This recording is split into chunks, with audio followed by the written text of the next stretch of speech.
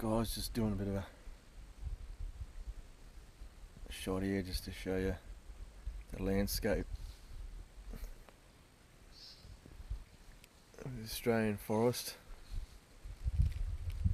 And our last footage of our setup, Artie's taking down his Hoochie Tup at the moment, so we'll slowly pull it apart so we get over and done with and we just enjoy the rest of the day.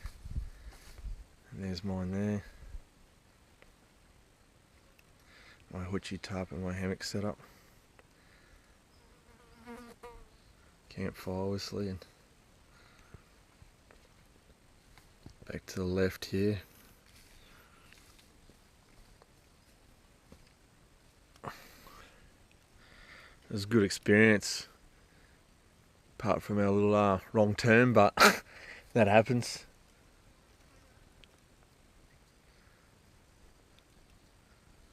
Yeah, now we're just gonna have a quick tub or quick bathe and just chill out until we're ready to go. So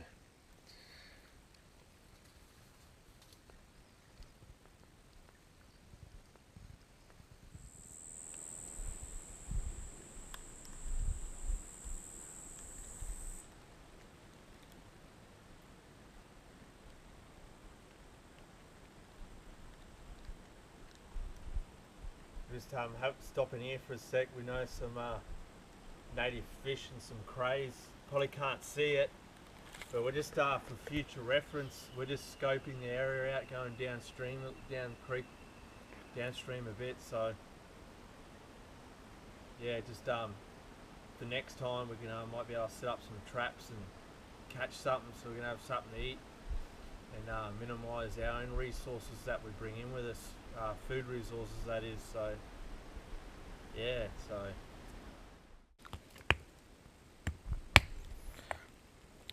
hey guys, just thought I'd record this. Artie's just mucking around here with the what sort of, it's not flint, what was it again, sorry? It's shale, yeah, shale rock. Some of these are getting some good sharp edges on them.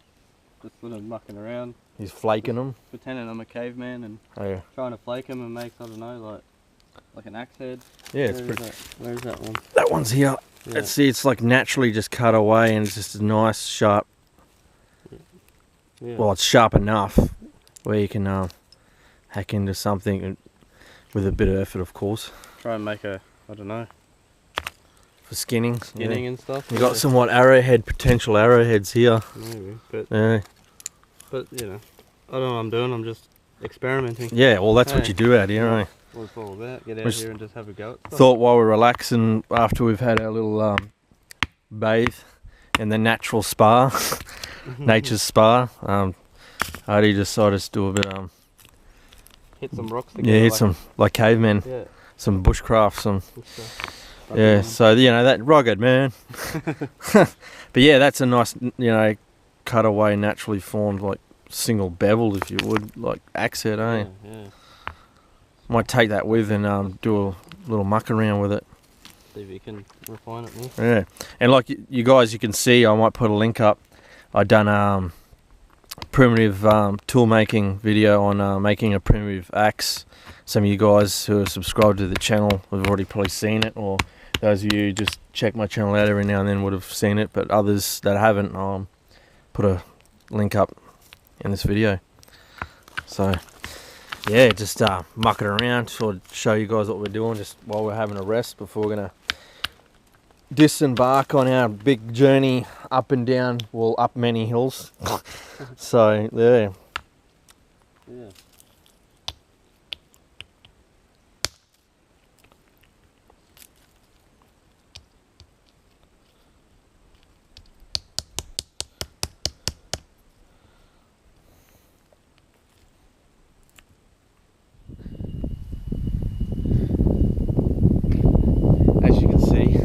We're laying down. We've been stopping all the way up these hills from the valley we came, and yeah, mission, eh? Even though we feel as though we're somewhat fit, and you feel as though you're prepared in every way, you know, when you actually do it, and being a harder track this one was, and getting partially lost in the process, you know, doing a bit of a long cut as we call it. Yeah, but you know, resilience will shine through, and you know, we're nearly there. We're not there yet, but I mean, we're over the worst hump. Hey, yep. All those deep hills, and yeah, we're just laying down, showing you the view now. Just enjoying the native bushlands. Just trying to cloudburst with my mind. His Jedi mind. Yeah, so yeah. So we just took our time with it, you know. Decided to leave earlier, which was a good team decision, I think, eh? So after a bit of a bath or a tub, you know, to get you sort of going mentally, and yeah, just resting up now, nearly over halfway there now. Well over half. Well, yeah, I'd say we've got a third left. So yeah, about a third left. So then I'm gonna get me some bacon. Bacon, junk food. We're going for the junk food, sugar and fat, all the way, and water, obviously. Yeah. To help keep us hydrated. Yeah, my mouth's a little bit dry, but I'm still somewhat hydrated. You know, Artie's like a friggin' camel, holds his water really well. So yeah. So. Boom. All right, guys. We made it to our extraction point, which is our four-wheel drive. Well, RD's four-wheel drive. Thank heavens for that. We got through it. You know, we've gone through some trials and tribulations on this little trip, I think, eh? And you know, it wasn't easy, but you know, with some resilience and the right mindset, it can and the right person to be with. You know, as RD was my lifeline, as I was for him. You know, you'd have to agree with that, yeah. Definitely. You know, like, you know, morale gets you through a whole lot. Yeah. Hey, when you're tired, hungry, and thirsty. I'd say we were lucky to have the amount of provisions we had to just get us through. I mean, we are hungry, hence why we're going to eat some fats and sugars and proteins and carbs and everything in between. And suck the water down, obviously, and yeah, I think it's well deserved. You know, we had a mishap with some direction, but again, we only had sort of like a bit of a mud map and the GPS to go off. But at the end, we were lucky to have found the spot that we wanted to nest up for the night, and luckily we had an abundant of water, you know, source available, which was sort of freshly running, if you will, you know, slowly trickling. Yeah. You know, that's a good sign to be able to get some potable water to disinfect by boiling. So, you know, that was really good. In hindsight, you know, there's nothing really we could have done except what we did. I mean, apart from that mishap, which was a couple of Ks of lost time, you know, of walking, and which would have used up more calories, you know.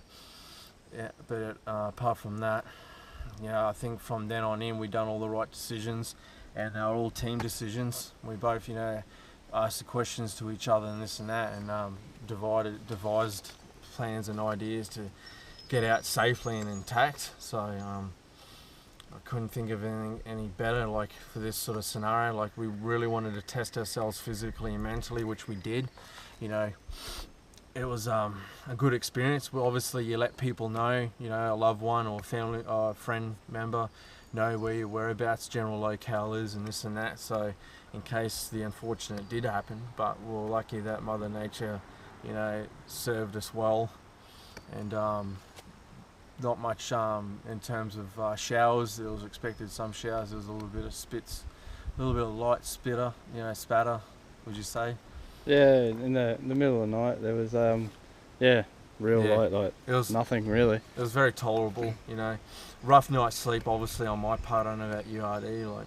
Yeah, it was a bit different. Yeah. So, you know, we're used to being in swags, you know, but I mean, we wanted to test out our survival kit gear, which we've been doing. So, I mean, it's always kind of a bit hard to get used to, you know, sleeping in a hammock. You know, sometimes you win some, sometimes you lose some, right? Yeah, definitely. You know, so yeah. I don't know if you got anything you'd like to add, or I'll just bring it on to you. Anything you'd like to add at all, or not really?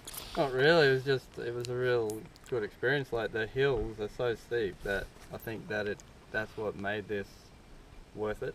it's because they were hard to do, and I think if you really want to test yourself, it's probably the best place to do it. Hey. Yeah, well, yeah, I You know agree. what I mean? Yeah. Yeah, and I really enjoyed it, even though it was hard, and 2, 3 in the morning, whatever, it got real cold, and I maybe wasn't dressed appropriately for that weather, and that made that sleep a bit more hard, but a bit more rugged. But you get that, hey, and I think I learnt a lot, and I've learned a lot about my kit and what I need to put in it, and I enjoyed it though. Yeah, that's good. I'm glad we did this, man. No, I'm glad we did it too. And I mean, I'm the same. Like, you learn something about yourself, and you take a part of that. Well, we're just worried they're gonna stick falling on our heads, but we're all right. It's more like the fact that you take something from that, and you've learnt from it, and realise what your body is resilient to and what it can do, and what you can learn from things, from your mishaps, or like slight failures, if you would. You know what I mean? Yeah. What would you say? Yeah. Yeah, but yeah. But I mean, general concept, being realistic, we're humans, right? I mean, as much as you have resilience and mindset in place, you do fall to, negative, outputs in your mind, thinking, how long is this going to take, and this and that. But by having that lifeline, that partner with you, which I'd advise everyone at least go out on these sort of little expeditions with somebody, it does make it worthwhile and helps see you through to like the end result, which is yeah. Anyway, that's it from me. This is Paul signing off. I hope you guys enjoyed this little episode, and if you don't mind, we're gonna go really smash down some food and some water. So, yeah. See you guys.